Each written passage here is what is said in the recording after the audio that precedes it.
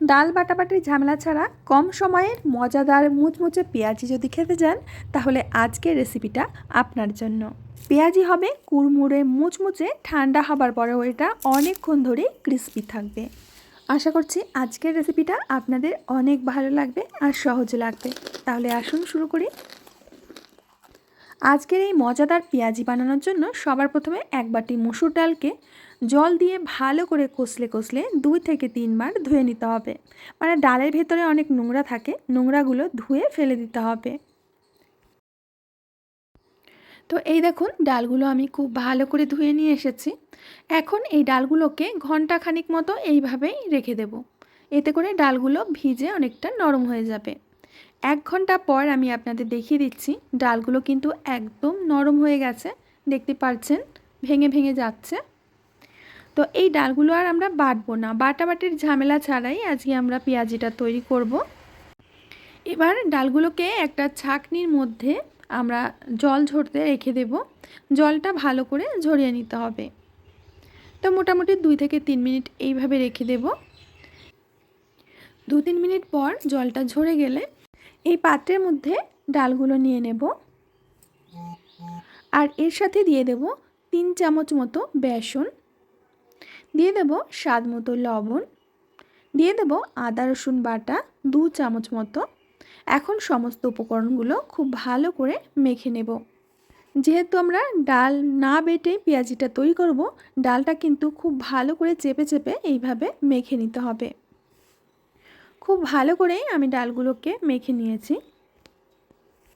এখন এর মধ্যে দিয়ে দেব 4টি পেঁয়াজ কুচি, দিয়ে দেব 1 চামচ জিরের গুঁড়ো, 1 চামচ ধনিয়া গুঁড়ো, 1 চামচ গরম মশলা আর বেশ কিছুটা ধনেপাতা কুচি, আর দিয়ে দেব কাঁচা লঙ্কা কুচি। প্রথমে পেঁয়াজের সাথে মশলাগুলো এইভাবে একটু হাত দিয়ে মেখে নেব। এবার পুরো ডালের সাথে পেঁয়াজটাকে খুব ভালো করে মেখে নিতে হবে।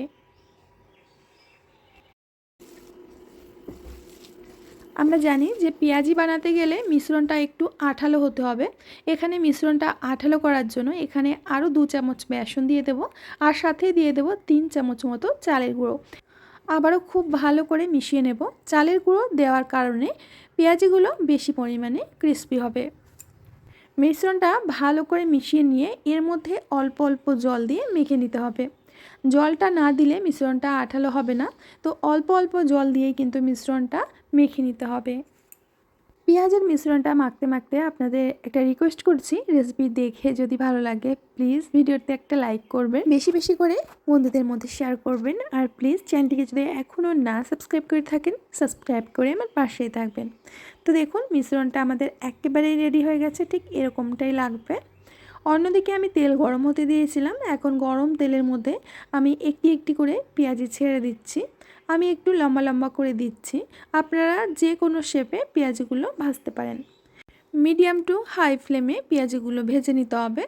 একটা পাশ যখন হয়ে আসবে তখন এইভাবে উল্টে দেব।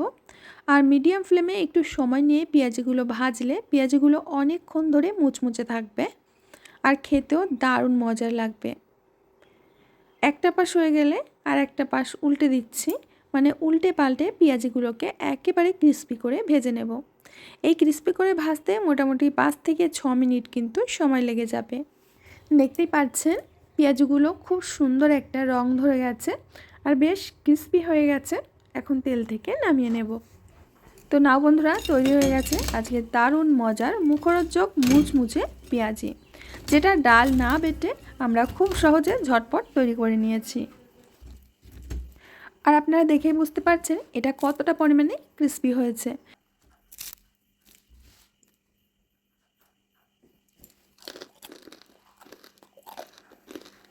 তোমার প্রিয় বন্ধুরা, আজকে আমি এখানেই বিদায় নেব। আবার আসবো নতুন রেসিপি নিয়ে। ততক্ষণের জন্য সবাই ভালো থেকো, সুস্থ থেকো, সকলকে সুস্থ রেখো। কমেন্টে অবশ্যই জানিও যে আজকের রেসিপিটা তোমাদের কেমন লেগেছে।